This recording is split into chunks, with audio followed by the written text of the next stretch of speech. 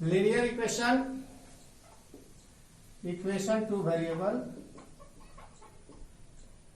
equation in two variables के बारे में हम लोगों ने कल पढ़ा था और मैंने बताया कि बड़ा ये चैप्टर है अलजेब्रा में, और अभी मैं इसे graph, nature of graph and solution के बारे में बताया। Standard form, pair of equation तक हमने बताया था। तो pair of linear equation, pair of equations in two variables. Pair of equation, pair means जोड़ा होता है, तो दो इक्वेशन एक साथ आते हैं तो उनको pair of equation in two variable बोलते हैं। As a1x plus b1y plus c1 is equal to 0, it is the first equation in two variable. And ax2 plus b2y a2x plus b2y plus c2 is equal to 0, this is the second equation first. या first equation हो गया, ये second equation हो गया। ये दोनों को एक साथ कंपेयर करते हैं तो इसको linear equation of two variables. तो linear equation of two variables हैं, तो इसमें मैंने बताया था कि इसके कंडीशन चेंज हो जाते हैं। Linear equation one variable as we take as example x plus y equal to 6। जैसे मैंने एग्जांपल लिया x plus y equal to 6, it is the single equation in two variable. So its graph लिया straight line, इसका जो graph होगा वह सीधी रेखा होगा। और उसके बाद नंबर ऑफ सॉल्यूशन, जो नंबर ऑफ सॉल्यूशन होंगे इस इक्वेशन के या इनफाइनाइट होंगे। बट अगर ये दोनों पेयर ऑफ इक्वेशन है, ये जो पेयर ऑफ इक्वेशन है एज इसमें ले 3x plus 4y is equal to 9, 7x minus 5y is equal to 10, ये पेयर ऑफ इक्वेशन है। तो पेयर ऑफ इक्वेशन में जो कंडीशन होते हैं वो चेंज हो जाते हैं। जैसे अभी ये पेयर ऑफ इक्वेशन में सिंगल इक्वेशन है तो स्ट्रेट लाइन होगा graph, number of solution infinite होगा। इसका भी एक सिंगल इक्वेशन है टू वेरिएबल में, तो इसका भी सॉल्यूशन इनफाइनाइट होगा, ग्राफ स्ट्रेट लाइन होगा। बट दोनों पेयर एक साथ आते हैं तो इसको कंपेयर करते हैं तो pair of linear equation, pair of linear equation को ही हम पढ़ना है। यहाँ 10th क्लास में जो सिलेबस की शुरुआत होगी linear equation, pair of linear equation की ही हमको स्टडी करनी है, इसके बारे में ही पढ़ना है, इसी से एक क्वेश्चन अराइज होंगे। तो इसमें पेयर ऑफ इक्वेशन, तो a1x plus b1y plus c1 is equal to 0, a2x plus b2y plus c2 is equal to 0 are said to be the pair of linear equation in two variable. ये दोनों linear equation two variable हैं। अब इनको compare करते हैं। अगर किसी भी स्टूडेंट से, किसी से पूछा जाए तो कि जो लीनियर इक्वेशन टू वेरिएबल्स हैं, तो ये सिंगल इक्वेशन की बात करें, consider on the first equation it have infinite solution, we consider on the second equation it have also the infinite solution. But दोनों को एक साथ जब लेकर कंपेयर करते हैं तो ये दोनों इक्वेशन के जो सॉल्यूशन होते हैं, कंडीशन होते हैं, वो बदल जाते हैं, नेचर जो है इसको चेंज हो जाते हैं। तो pair of equation having may be, मैंने कल के क्लास में बताया था कि पेयर ऑफ इक्वेशन अगर लेते हैं तो may be unique solution means अद्वितीय सॉल्यूशन, हिंदी में इसको बोलते हैं ए वाली वन सॉल्यूशन मीन्स केवल एक ही सॉल्यूशन होगा, मे बी यूनिक सॉल्यूशन। तो मैंने बताया कि जब अगर सॉल्यूशन हम लोग linear, pair of linear equation two variable का लेते हैं तो इसमें condition will be change, condition change हो जाते हैं, नेचर ऑफ, इसके नेचर चेंज हो जाते हैं। तो जब नेचर चेंज हो जाते हैं तो there are following solution, may be following solution, there are may be following solution. इसके निम्नलिखित जो है सो इसके निम्नलिखित सॉल्यूशन होते हैं। फर्स्ट में यूनिक सॉल्यूशन, आप देखिए unique solution means graph line जो होगी, ग्राफ लाइन्स आर इंटरसेक्ट करेगी वाली वन पॉइंट पर। बट सेकेंड, अगर देखिए पेयर ऑफ इक्वेशन में भी following solution, first unique solution, जिसके पास यूनिक सॉल्यूशन है graph line intersect each other, एक दूसरे को इंटरसेक्ट करेंगे। दूसरी चीज है नो सॉल्यूशन, ऐसे ही देखने में लग रहा है कि नो सॉल्यूशन में कोई सॉल्यूशन ना होगा। तो जब इसका कोई सॉल्यूशन नहीं होगा, graph lines are parallel, graph line parallel होगी, इसमें कोई भी पॉइंट कॉमन नहीं होता है, तो graph line are parallel. Third condition, infinite solution, infinite number of infinite solution, number of infinite solution means इसके इनफाइनाइट सॉल्यूशन हो गए तो ग्राफ क्वान साइड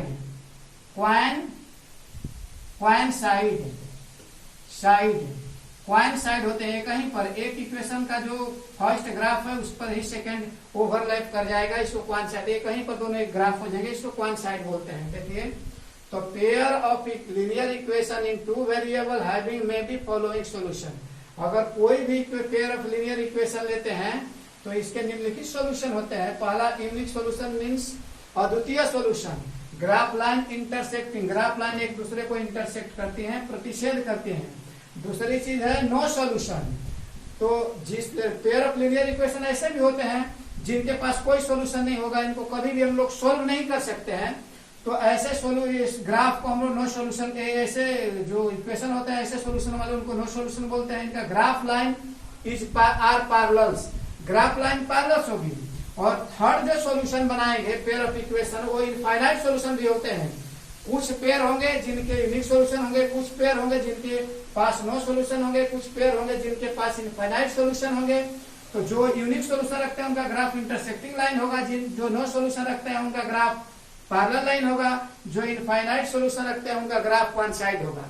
तीसरी चीज है कि ग्राफ से कर लिए, यहाँ पर एक चीज है कि पेयर ऑफ सॉल्यूशन जो आते हैं, पेयर ऑफ इक्वेशन के जो सॉल्यूशन अभी बनेंगे उसमें एक आता है कॉन्सिस्टेंट और इनकॉन्सिस्टेंट। कॉन्सिस्टेंट मीन्स अविरोधी और कॉन्सिस्टेंट मीन्स विरोधी।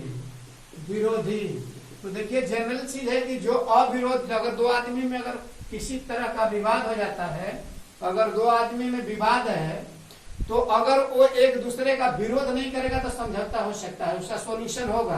तो जो विरोध नहीं करता है, जिसका कुछ ना कुछ सॉल्यूशन हो जाएगा, तो जिस इक्वेशन पेयर ऑफ इक्वेशन के बाद कुछ ना कुछ सॉल्यूशन हो, एक सॉल्यूशन हो या इनफाइनाइट सॉल्यूशन हो, उस इक्वेशन को हम लोग कॉन्सिस्टेंट बोलते हैं। In the case of unique solution and the infinite solution, pair of equation set to be the consistent. जिस इक्वेशन के पास कुछ ना कुछ सॉल्यूशन होगा, मींस यूनिक सॉल्यूशन हो चाहे इनफाइनाइट सॉल्यूशन हो, उसको हम लोग कंसिस्टेंट मींस अविरोधी इक्वेशन बोलते हैं। दूसरा हो गया इनकंसिस्टेंट, विरोधी। जो विरोध करते हैं उनका सॉल्यूशन कभी लाइक नहीं होता है। तो जो पेयर ऑफ इक्वेशन एक दूसरे का विरोध करते हैं उनको हम लोग हमेशा कहते हैं उनका कोई सॉल्यूशन नहीं होता है, तो उनको बोलते हैं इनकंसिस्टेंट। तो जिसका नो सॉल्यूशन होगा उनको इनकंसिस्टेंट बोलते हैं, जिसका नो सॉल्यूशन हो उसको इनकंसिस्टेंट। अब देखिए पहली चीज पेयर ऑफ इक्वेशन की बात करते हैं। Pair of linear equation in two variable having the may be following solution. पहला यूनिक सॉल्यूशन, दूसरा नो सॉल्यूशन, तीसरे में आएगा नंबर ऑफ इनफाइनाइट सॉल्यूशन। तो देखिए कुछ पेयर होंगे जिनका नो यूनिक सॉल्यूशन होगा, कुछ ऐसे पेयर आएंगे जिनका नो सॉल्यूशन होगा, कुछ ऐसे इक्वेशन के पेयर आएंगे जिसका इनफाइनाइट सॉल्यूशन होगा। जिनके यूनिक सॉल्यूशन होता है उसका ग्राफ लाइन इंटरसेक्टिंग होगी, जिसके नो सॉल्यूशन होगा ग्राफ लाइन पैरेलल होगी। अभी ऑब्जेक्टिव के लिए क्वेश्चन हैं, जिनके पास नंबर ऑफ इनफाइनाइट सॉल्यूशन होगा उनका ग्राफ लाइन वन साइड होगा, मतलब संपाती होगा, इसको हिंदी में बोलते हैं, इसको समानांतर होगा, इसको हिंदी में बोलते हैं हम लोग की प्रतिच्छेदी रेखा होगी। दूसरी चीज इसमें क्वेश्चन एराइज होता है कि जिसके पास पेयर ऑफ इक्वेशन के पास यूनिक सॉल्यूशन होते हैं या इनफाइनाइट सॉल्यूशन होते हैं उनको कॉन्सिस्टेंट बोलते हैं, कॉन्सिस्टेंट। तो कॉन्सिस्टेंट के केस में ग्राफ लाइन इंटरसेक्टिंग होगी या तो कोइंसाइड होगी। अगर कोई भी ग्राफ देता है, बोलता है कि the graph of two equation intersect each other then pair of equation set to be, objective दिया है consistent, inconsistent, none of this, तो हम लोग कॉन्सिस्टेंट लगाएंगे। Because unique solution means graph line जिसका इंटरसेक्टिंग होगा, infinite number of infinite solution means graph line जिसका coincide होगा। इस दोनों पेयर को हम लोग एक इक्वेशन है, इसको हम लोग कॉन्सिस्टेंट बोलते हैं। तीसरी जिसके पास नो सॉल्यूशन है ऐसे इक्वेशन को इनकॉन्सिस्टेंट बोलते हैं। दूसरी चीज अब अगले टॉपिक में देख लीजिए, आपको क्लियर हो गया कि पेयर ऑफ इक्वेशन है में भी कुछ ऐसे इक्वेशन है जिसके पास यूनिक सॉल्यूशन होंगे, ऐसे भी इक्वेशन होंगे जिसके पास नो सॉल्यूशन होंगे, ऐसे भी इक्वेशन होंगे जिनके पास इनफाइनाइट सॉल्यूशन होंगे। तो इनके सोल्व करने के मेथड आते हैं। तो जिसके पास यूनिक सॉल्यूशन होते हैं उसी को लाइफ में या पूरे वर्ल्ड में चाहे पूरे स्टडी लाइफ में हम लोग सोल्व कर सकते हैं। बाकी दो को किसी भी मेथड से सोल्व नहीं किया जा सकता है। तो जिस इक्वेशन के पास, जिस पेयर ऑफ इक्वेशन के पास यूनिक सॉल्यूशन होगा वैसे ही इक्वेशन को हम लोग सोल्व करते हैं। बाकी नो सॉल्यूशन का मतलब होगा नो सॉल्यूशन। जब नो सॉल्यूशन है तो नहीं सोल्व करेंगे। नंबर ऑफ इनफाइनाइट सॉल्यूशन किसको फुर्सत है इनफाइनाइट सॉल्यूशन फाइंड करने का, तो हो ही नहीं सकता है। तो जो यूनिक सॉल्यूशन है, जिसके पास ओनली वन सॉल्यूशन होता है, वैसे ही इक्वेशन को सोल्व करते हैं। और उस इक्वेशन को सोल्व करने के लिए फॉलोइंग मेथड आते हैं। तो there are following method for solving the pair of equation having the unique solution. जिस पेयर ऑफ इक्वेशन के पास यूनिक सॉल्यूशन होते हैं उनको सोल्व करने के फॉलोइंग मेथड हैं। फर्स्ट होगा ग्राफिकली मेथड एक ग्राफिकली मेथड होगा। दूसरा एलिमिनेशन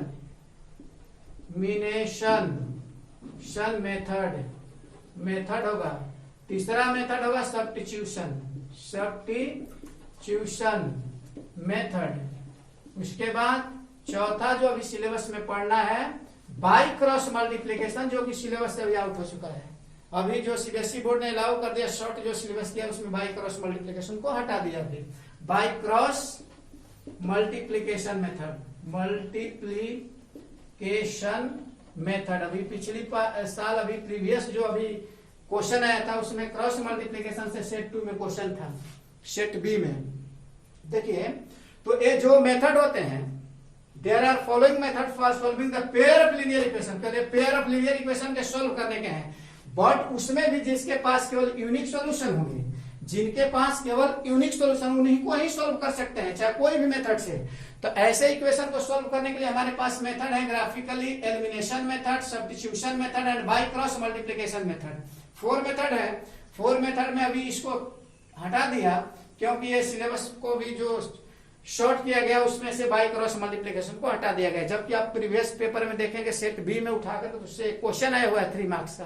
तो अभी हमको graphically method, elimination method, substitution method पढ़ना है। अभी देखिए पहले फर्स्ट इसको लास्ट में हम लोग इस मेथड को पढ़ेंगे। पहले पढ़ेंगे elimination method and the substitution method. अब देखिए इसको by elimination method, substitution method, how we can solve the equation, हम लोग किस तरह से इक्वेशन को सोल्व कर सकते हैं इस दोनों मेथड से। और खास करके अभी हम लोग का जो वीडियो जाएगा अभी बिहार बोर्ड के लिए भी अभी जाएगा, अभी तो सीबीएसई बोर्ड के हैं। अगर उधर से लाइक आती है स्टूडेंट का तभी तो इसको किया जाएगा। अभी देखिए यहाँ पे आप गौर से देखिए, किसी भी pair of linear equation but जिसके पास यूनिक सॉल्यूशन है उनको सोल्व करने के 4 मेथड है। Graphically, elimination, substitution, by cross multiplication. CBSE board के स्टूडेंटों के लिए सिलेबस है कि अभी आउट हो चुका है और ये आउट हो गई। ये 3 मेथड पढ़ने हैं। अब इसमें एक मेथड आप जान लीजिए एलिमिनेशन मेथड। लास्ट में मैं ग्राफिकली मेथड को सोल्व करूंगा because graphically method the depend upon the elimination and substitution method. तो देखिए सोल्व, अगर यहां आता है solve the equations 3x + 2y = 10 and 5x - 3y = 4. Equation second. This is the equation pair of equation. इसको अगले नेक्स्ट जो चैप्टर होगा उसमें हम लोग डायरेक्टली कुछ कंडीशन होंगे जिसके थ्रू हम लोग जान सकते हैं कि इसके पास इनफाइनाइट सॉल्यूशन है कि नो सॉल्यूशन है कि यूनिक सॉल्यूशन है। बट अभी यूनिक सॉल्यूशन है इसके पास। इसको देखिए एलिमिनेशन मेथड से हम लोग सोल्व कर रहे हैं। आखिर एलिमिनेशन मेथड क्या है? एलिमिनेशन मेथड देखिए कोई भी मेथड ये सोसाइटी से ही बनता है। एलिमिनेट वर्ड से एलिमिनेशन बना हुआ है। एलिमिनेट आप देखते हो पेपर पत्रिका में डेली निकलता है कि आज ये डीएम साहब ने इस कर्मचारी को एलिमिनेट कर दिया। तो एलिमिनेट का मतलब वहां से हटा देना, लुप्त करना, छुपाना, उसको किसी तरह से एलिमिनेट करना। तो इसमें से अगर किसी भी लीनियर इक्वेशन 2 वेरिएबल को मैं एलिमिनेशन मेथड से सोल्व कर रहा हूं तो इसमें किसी भी वेरिएबल x या y को एलिमिनेट मीन्स लुप्त करना, उनको हटाना है वहां से। किस तरह से? तो कोई चीज देखिए, कभी हम लोग ऐड सब्ट्रैक्ट पढ़ते हैं तो कोई चीज तभी एलिमिनेट होता है जैसे 3 प्लस -3 प्लस 3 कैंसिल होकर 0 हो गया, एलिमिनेट हो गया। लेकिन दोनों कब एलिमिनेट हो गया? लेकिन यहाँ 4 - 5 इक्वल टू -, दोनों एलिमिनेट नहीं हुआ, एक वैल्यू दिया और ए एलिमिनेट हो गया। तो ए क्यों एलिमिनेट हुआ है, क्यों नहीं हुआ? तो देखिए, और जबकि यहाँ 4 इक्वल टू 8 आ गए, भी एलिमिनेट नहीं हुआ, -3 भी एलिमिनेट नहीं हुआ, -6 हो गया। तो आखिर क्या चीज ऐसी है कि जिसको एलिमिनेट करना है? तो देखिए कि यहाँ पे दोनों जो टर्म जिसको हम लोग एलिमिनेट कर रहे हैं वो दोनों इक्वल होंगे, but having the opposite sign, दोनों अपोजिट साइन रखेंगे तभी होंगे। और इसमें देखिए दोनों इक्वल नहीं है, अपोजिट साइन रखते हुए भी इक्वल नहीं है, एलिमिनेट नहीं हुए। ये दोनों इक्वल होते हुए अपोजिट साइन नहीं रखे हैं तो भी एलिमिनेट नहीं हुए। ये दोनों इक्वल होते हुए भी अपोजिट साइन रखे हैं, ये भी एलिमिनेट नहीं हुए। तो एलिमिनेट होने के लिए पहले जिस क्वांटिटी, जिस वेरिएबल को एलिमिनेट करना है उसको पहले इक्वल करेंगे वैल्यू से, और दूसरे बाद उनका अपोजिट साइन लाएंगे किसी तरह से कि वो एलिमिनेट हो। तो इसमें अभी हम y को एलिमिनेट करना चाहते हैं। We consider on the y in the first equation given 2y, in the second equation having 3y। दोनों इक्वल है, एक में 2y एक में 3y है, कभी एलिमिनेट नहीं हो सकते हैं, बट दोनों तो अपोजिट साइन रखे हैं, ठीक है।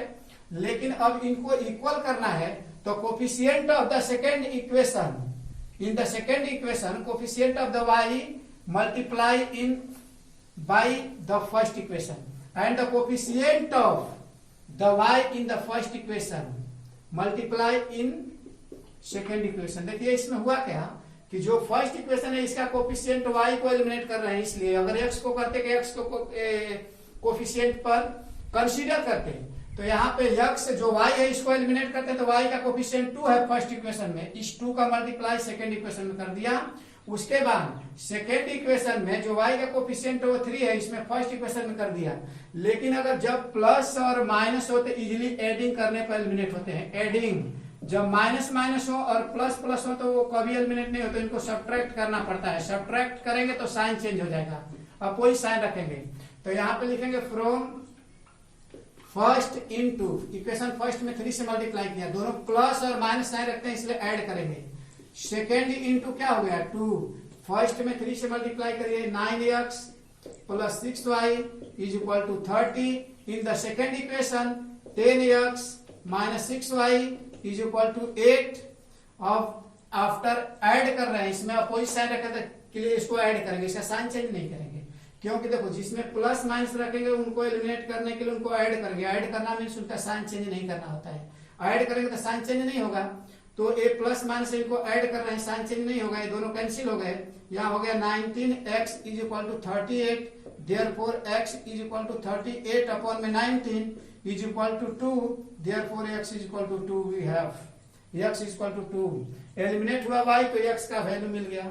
उसके बाद पुटिंग द वैल्यू ऑफ, अब इसको किसी भी इक्वेशन में इस वैल्यू को पुट करेंगे। Putting the value of x in first equation में पुट किया तो सो अब क्या करेंगे कि यहाँ पे उस इक्वेशन को पहले लिखेंगे 3x plus 2y is equal to 10। देखिए यहाँ क्लियर फर्स्ट इक्वेशन मैंने लिखा। उसके बाद द वैल्यू ऑफ x को पुट करना है इस इक्वेशन में, आप फ्री हो तो फर्स्ट में भी पुट कर सकते हैं, सेकंड में भी, ये किसी भी इक्वेशन में पुट करेंगे y का वैल्यू मिलेगा। अब इसमें क्या पुट करेंगे 3 into value of the x is 2, so we can write the on the place of the 2।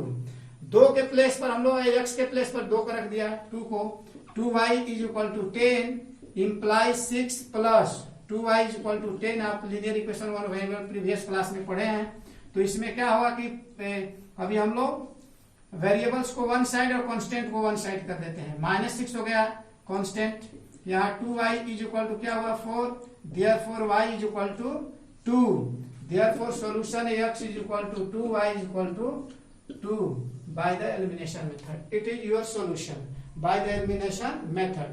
देखिए एक बार फिर से सुनिए, देयर केवल हम लोग पेयर ऑफ इक्वेशन में वैसे इक्वेशन को सोल्व करते हैं, वैसे इक्वेशन को सोल्व करते हैं जिसका यूनिक सॉल्यूशन हो, उसी को सोल्व कर सकते हैं। तो यूनिक सॉल्यूशन जिसके पास होता है उसको सोल्व करने के 4 मेथड हो गए।